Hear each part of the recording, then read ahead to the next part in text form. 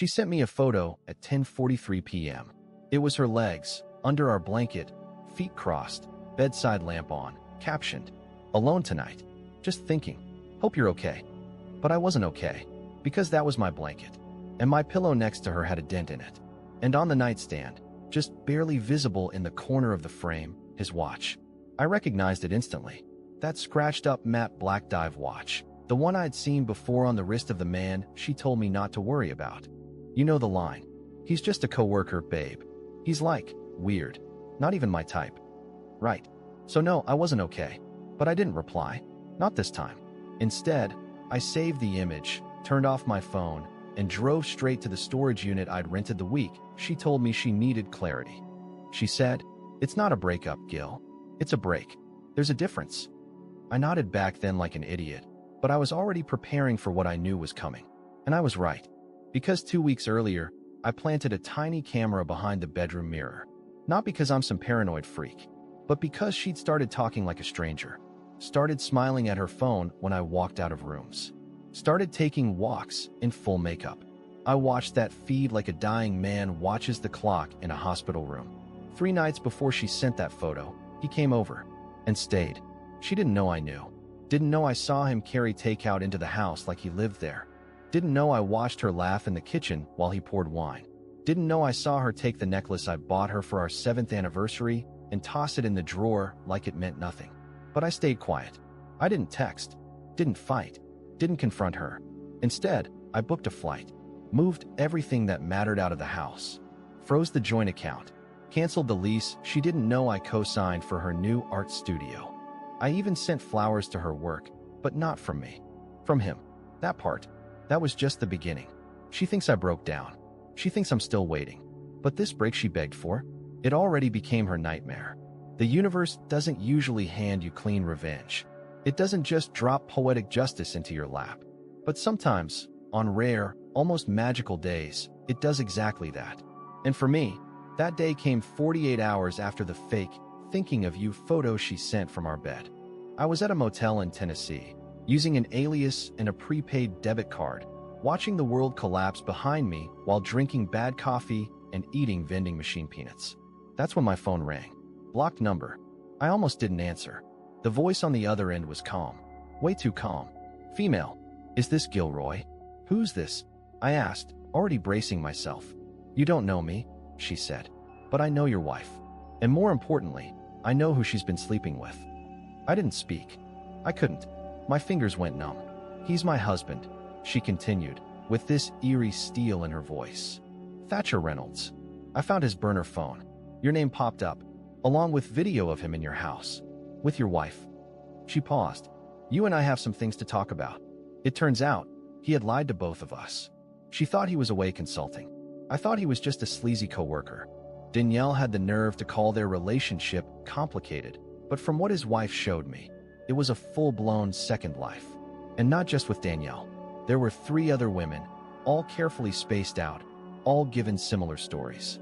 But what set Danielle apart was what she said on one of the recordings. The other women were flings. Fun. Disposable. But Danielle? She was the upgrade. I wanted to vomit. I asked the woman, her name was Eileen, why she was helping me. Why she'd gone out of her way to call. She said something I'll never forget. "Because I want to see him crash. And I want your wife to crash with him." That's when I gave her everything. Screenshots. The camera footage. The timeline. Even the receipts. We worked like investigators. Quietly, efficiently, and without emotion. Every lie they told, we documented. Every message they sent, we archived. She was 3 steps ahead of me at every turn. That woman had the fury of a lawyer and the patience of a saint. Meanwhile, Danielle kept texting me as if nothing had changed. "Just checking in. Hope you're taking care of yourself. Maybe we can meet soon, when things feel less foggy." Foggy. She was treating our entire marriage like a creative writing assignment. But I didn't respond. Not yet. She didn't know it, but the stage was already being set. A confrontation was coming, one she would never forget. And when it hit, it wouldn't just expose her lies. It would obliterate the carefully curated image she'd spent years building. Because you know what happens when 2 betrayed spouses team up? You get fire. And I was done playing nice. Eileen and I agreed to wait 1 week before making any moves. She wanted to time everything just right, and I wasn't going to argue with a woman who had ice in her voice and evidence folders in her inbox. That week was the longest of my life. I moved like a ghost, slept in broken 2-hour stretches. I kept staring at the door, like Danielle might walk in and laugh, call the whole thing a misunderstanding, tell me it was all some awful test of love. But she didn't. What she did instead was worse. 4 days into our silence, she posted a story on Instagram. A beach, a wine glass, a caption, "Girls only getaway. No stress. No men. Just sunsets." No men. I looked closer.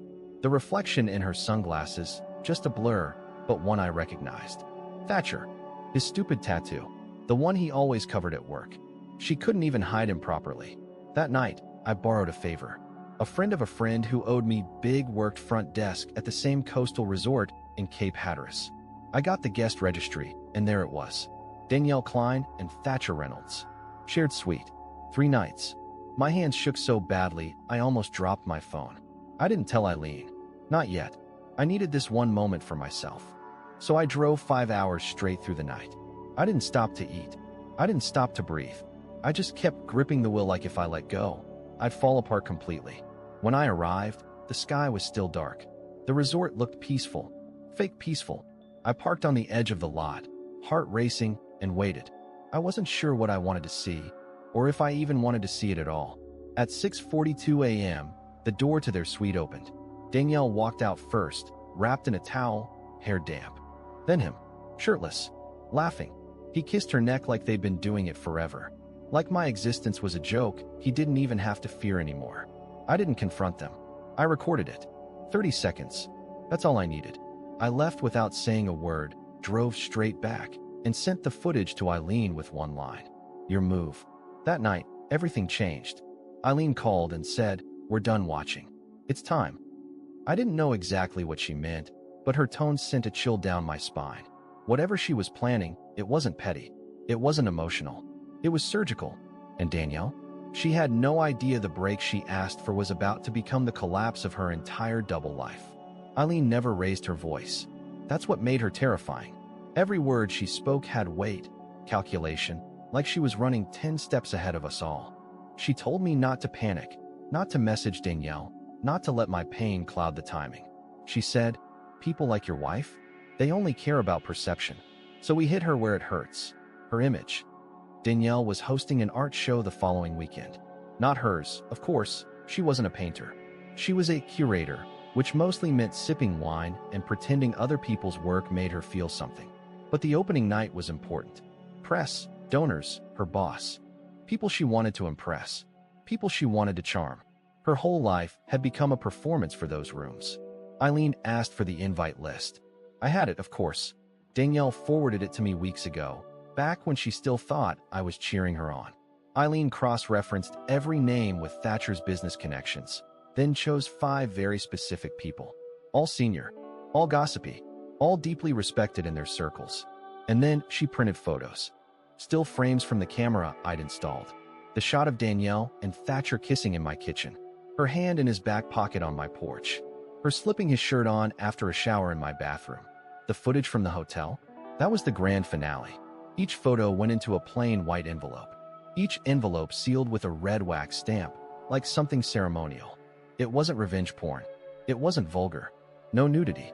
No threats. Just enough to end careers and reputations with surgical precision. Eileen mailed the envelopes 2 days before the event. I showed up alone to the gallery.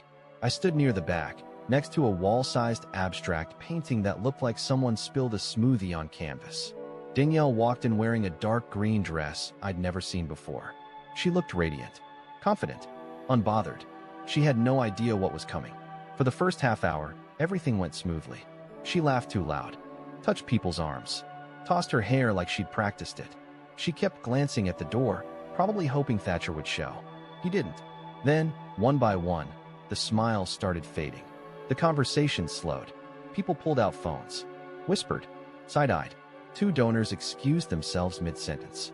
Danielle started looking around, confused. I watched her face shift from confident to concerned too. Scared. Her hand reached for her necklace.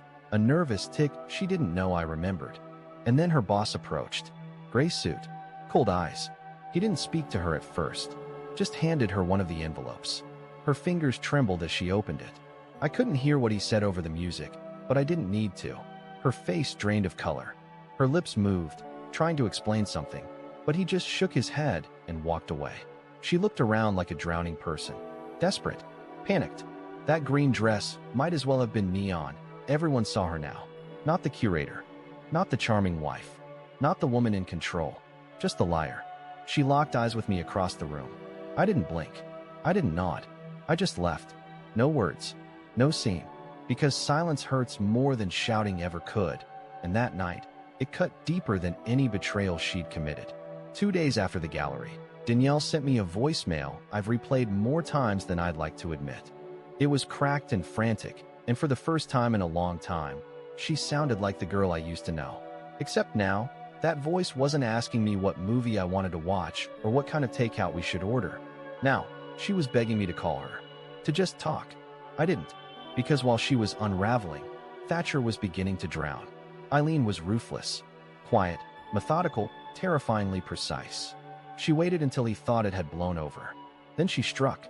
It started with a tip to his firm's ethics board, a carefully packaged envelope detailing the consulting retreats he'd taken on company time. He'd used a corporate card for at least one of the hotel stays. Idiot. Next came the anonymous submissions to 3 of the professional organizations he proudly flaunted in his bios. Not threatening, just factual.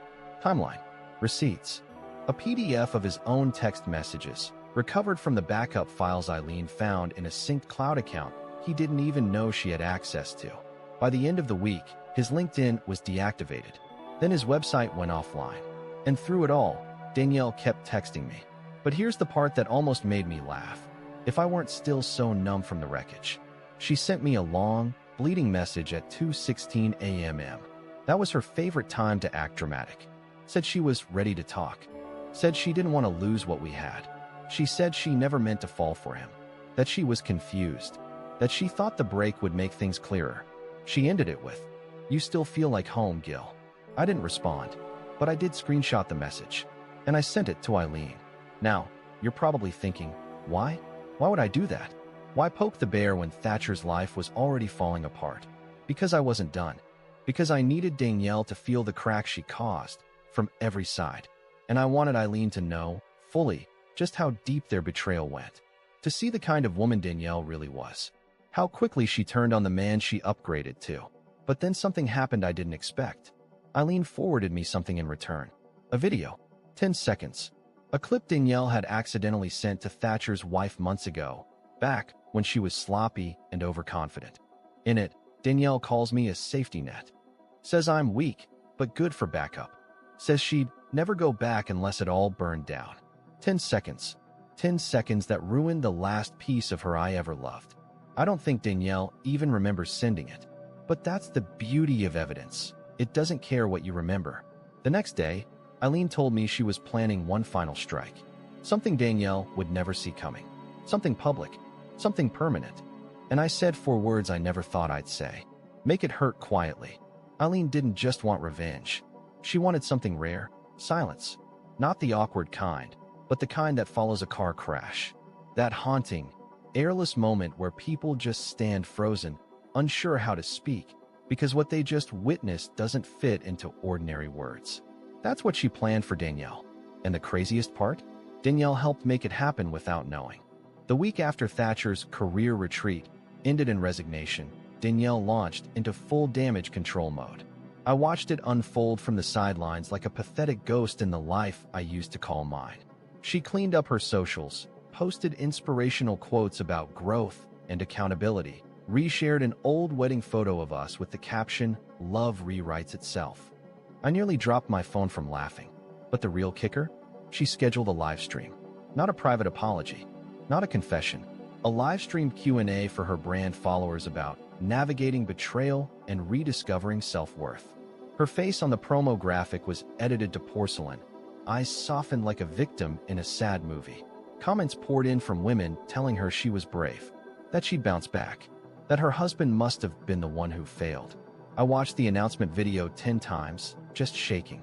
That's when Eileen messaged me. "I've got it." She'd set up a bot account. Something untraceable.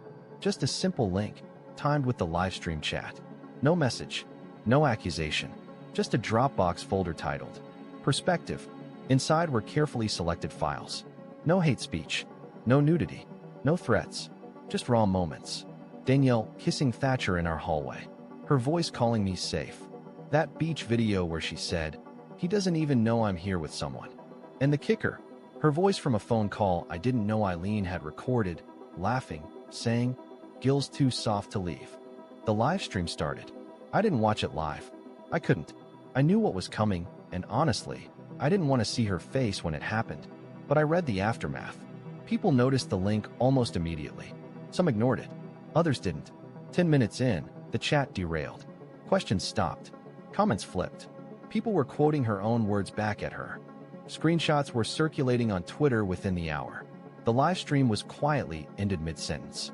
Later that night, she posted a black square on her profile. No caption. And by morning, she was gone. Deleted. Everything. Her Instagram. Her art curator bio page. Her Pinterest boards full of fake wisdom. All scrubbed. I should have felt satisfied. But I didn't.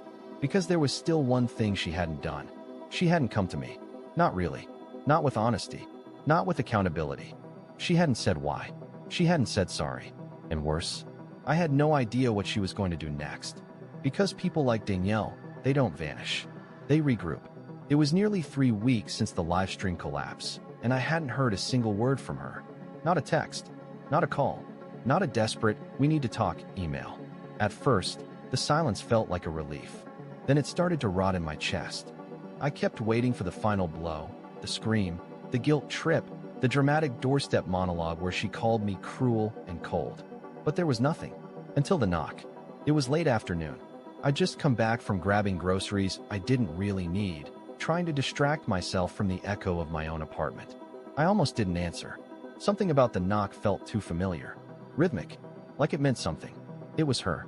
Danielle stood there in a hoodie and sunglasses, trying to look smaller than I remembered. But there was no hiding the chaos in her eyes. She'd lost weight. Her face was pale. The sharpness that used to define her every movement, gone. I didn't say anything. She took the glasses off and tried to smile. "Hi." Still, I said nothing. My heart was pounding, but I didn't know if it was rage, fear, or exhaustion. Maybe all of them at once. "I'm not here to fight," she said. "Can I come in?" I let her. I know, don't yell at me. But after everything, part of me needed to see her in this state. Not through a screen. Not filtered by text. Just her, without the armor. She didn't sit. She just stood in the middle of the living room like she didn't recognize it anymore. Like she expected our old couch to still be there, or my record player, or the shelf with the souvenirs we collected from all the places she now pretended never mattered. "I lost everything," she said. "You know that, right?" I didn't answer. They dropped me from the grant program. Pulled my next exhibit. My boss won't return my emails. Half my friends blocked me. Her voice broke. "Thatcher's gone. Like, really gone. Vanished. Probably halfway across the country by now."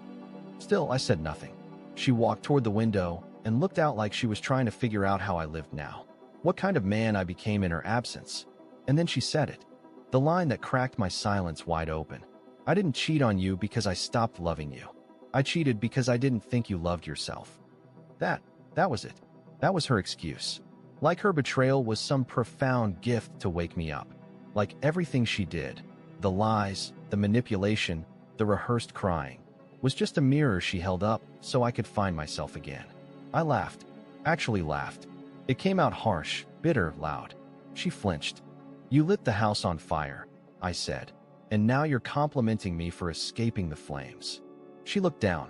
For the first time, I saw something behind her eyes that almost resembled real shame. "I thought you'd fight for me," she whispered. And that was the final cut. I stepped closer, not with anger, but with something colder. Something final. "You said you wanted a break," I told her. "But you didn't mean a pause. You meant permission. And now that the game's over, you're only here because there's no one else left to clap for you." She didn't cry. Not right away. She just nodded, like she knew. "I never thought you'd let go," she said quietly. I opened the door. And for once, she didn't argue. She just walked out. A week passed. No more knocks. No texts. No middle of the night voicemails. Danielle was truly gone this time. And for once, not by her choice. I think she finally understood that I didn't walk away because I stopped caring. I walked away because I finally started caring about me. For the first time in what felt like years, I could breathe in my own space without checking over my shoulder for lies dressed as love. I changed my number, deleted the last of our shared photos. I boxed up the anniversary mugs, the keychains from road trips, the notes we left on the fridge. I didn't burn them. I didn't throw them out. I just let them go, because I didn't need proof of what we were or what she ruined. But the real surprise came 2 weeks later. It was a letter, handwritten, no return address, just my name in her handwriting. I almost tossed it, but curiosity is a stubborn thing. It wasn't long, just a page and a half. No dramatics, no justifications. She said she saw herself clearly for the first time after I told her she was chasing applause, not love. She admitted the affair wasn't just a betrayal of me. It was a betrayal of who she thought she'd become. She said she didn't expect forgiveness, didn't want to fix anything anymore, and wouldn't contact me again. The last line read, "Maybe the break we took was never supposed to end. Maybe it saved you. And maybe that's the one good thing I ever did." I folded the letter and slid it into a drawer. Not because I needed it, but because I didn't. And now I'm doing something wild. I started traveling again. Alone at first, then with people who had no idea what I'd been through. People who didn't ask, didn't pry, didn't judge. Just real, quiet humans who showed up, shared a meal, and disappeared into the sunset without promises or expectations. One night on a hike in Arizona, I met someone. Her name's Elsie. She doesn't know the full story yet, and that's okay. What matters is that she doesn't look at me like a backup plan or a project. She just listens when I talk. She laughs with her whole chest. And when she touches my hand, it doesn't feel like I'm auditioning for love. It feels like I'm already enough. I don't know what the future holds, but I know this. The man I was when Danielle said, "Let's take a break," wouldn't have survived this. The man I am now, he doesn't just survive. He lives.